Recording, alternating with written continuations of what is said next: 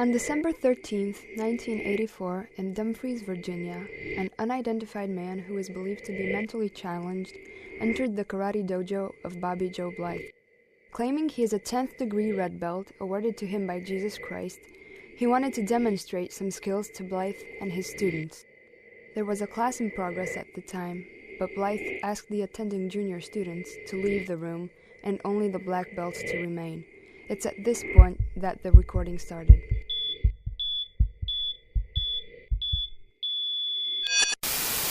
And he's a master. You're a master, correct? And I just need to say that you're a what? Shinjukan Shinjukan priest. Shinjukan priest. He's a priest. Man's a priest.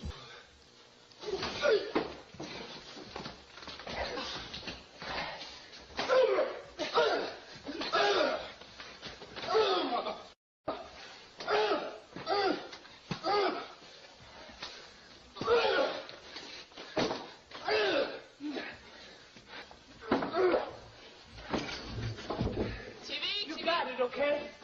You got it. You got it. It's a...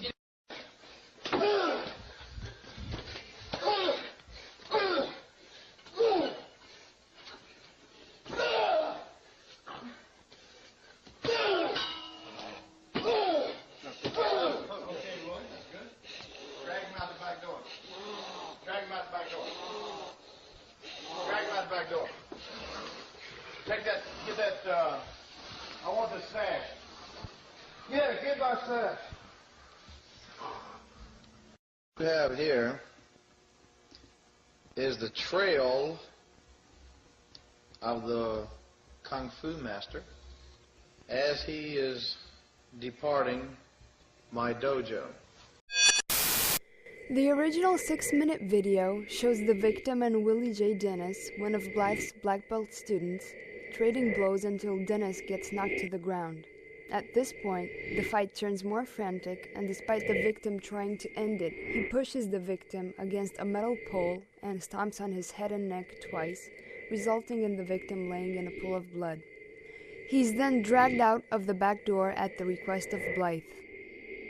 On April 1st, 2009, Bobby Joe Blythe posted the recording on his YouTube channel. As more disparaging comments were added, it became obvious that Blythe's YouTube channel wasn't as private as he thought, and the video was quickly passed around the internet. Here are the reenactments of his written statements about the recording.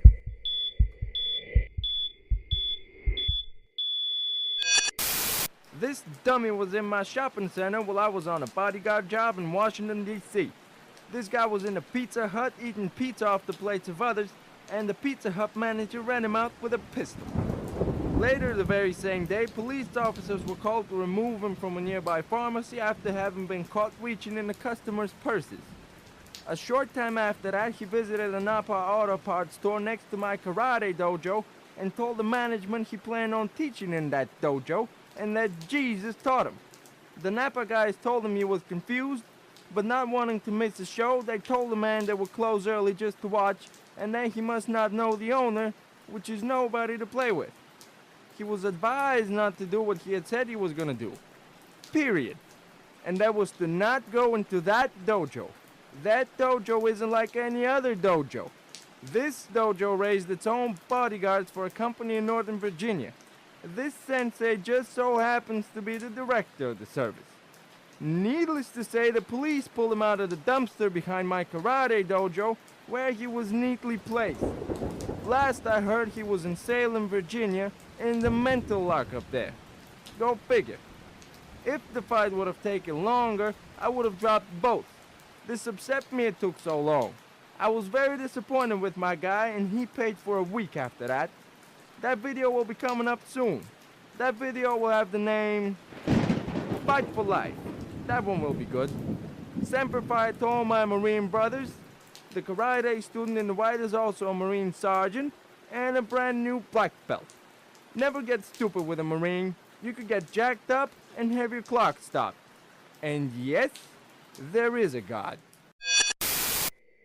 Jamal Abdullah, a Muay Thai black belt, tells us about the basic principles that are taught when learning martial arts.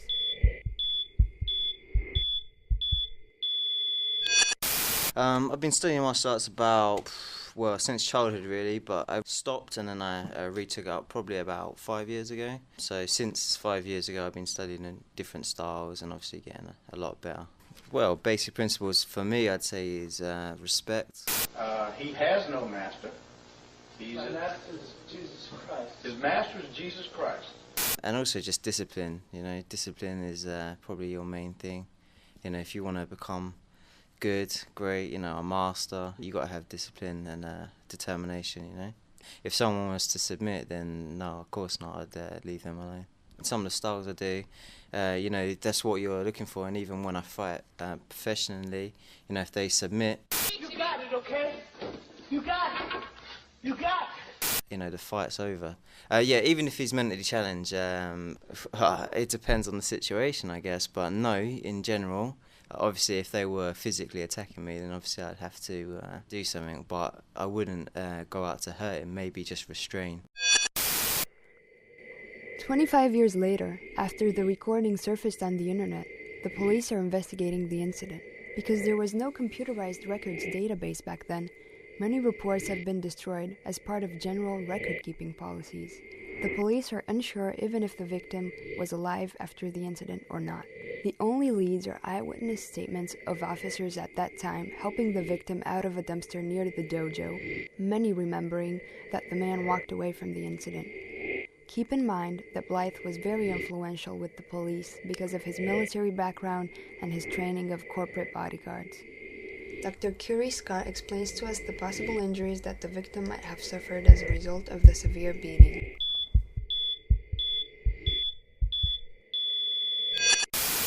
He's probably got a head injury or several head injuries. There is some blood that's there as well, but it's not clear where that blood is from. He has banged his head on a pole. He has had his head stamped with his neck twisted. And the blood, so it's a definite head injury. Where the blood is from, it could be from his ear, so there might be a rupture through the ear canal. It might be from his nose, but it didn't quite look like that. That's probably the main areas. The other area is an actual head injury, rupturing blood vessels from the scalp. Also have some sort of trauma from a stroke. This is a violent attack on a man. Some people will black out and then they will recover. If the question is, has he survived? Yes, he could survive. If the question is, was he completely well after it? Probably not. The disturbing thing is that this is on YouTube and nothing was done. So that's the ethical concern is greater.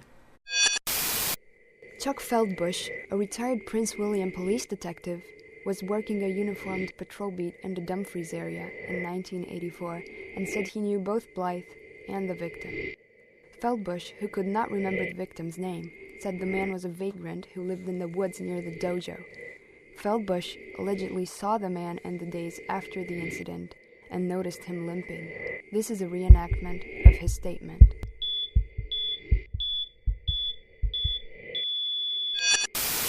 You could tell he had been beaten severely. He wasn't very cooperative and didn't want to pursue charges. If the video had surfaced in 1984, I certainly would have pursued it, as far as I could take it.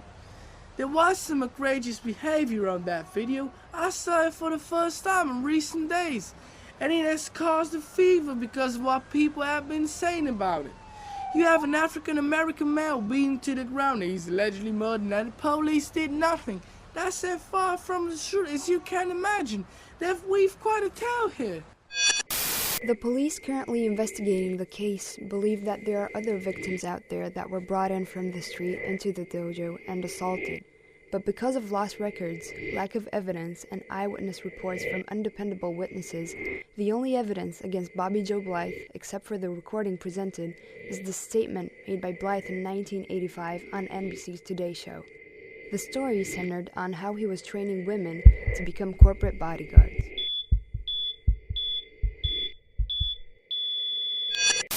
We don't tolerate bullshit from nobody in our domain.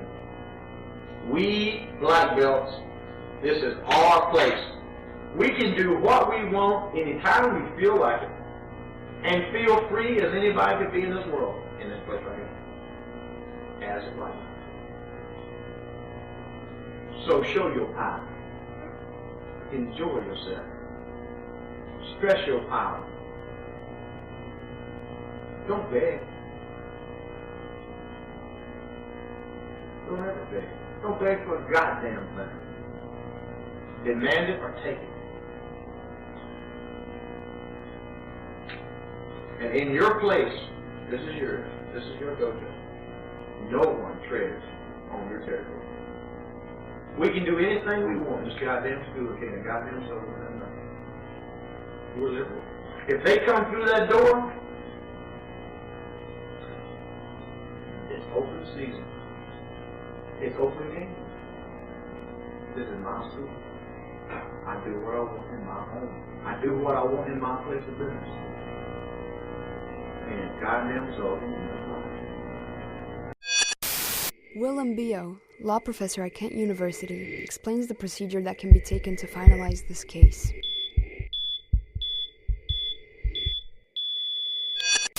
I would say that there's generally no statute or limitations for such serious crimes as murder.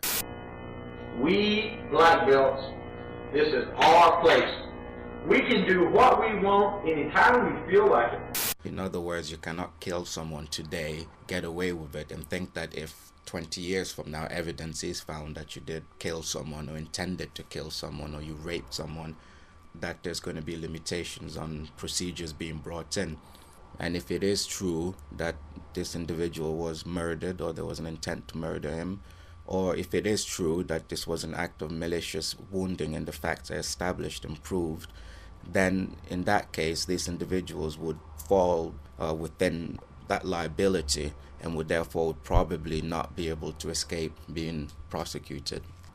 The clearest one, I think that would be easiest to actually satisfy, is blatantly battery. It could be an assault, and it could also be malicious wounding, essentially aggravated assault or battery, because of the type of injury sustained seems to have been serious, and if it's permanent, and again that would need expert evidence.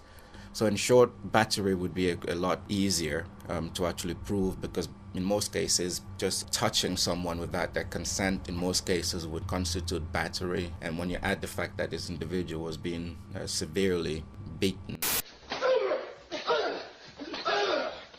I think that would usually satisfy the test for battery. And given that there seem to be some statements being made that could, and I think more evidence would be required here to show that the individual had the intent of actually killing this person. It does not matter whether the person died or not, is that the intent for murder would also probably be satisfied.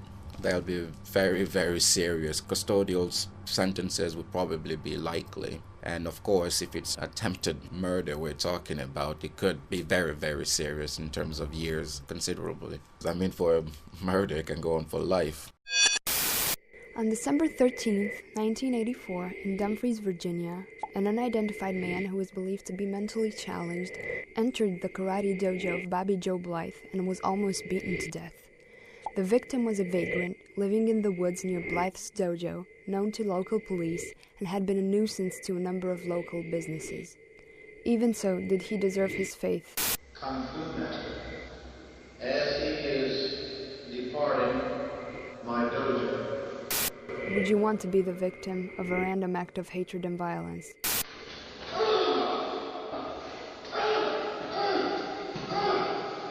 Would you approve of the police covering up the investigation on your case?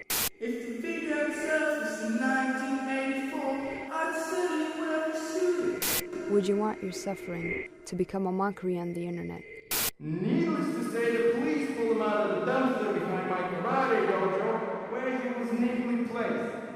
Would you want this to be the last sound you make before you die?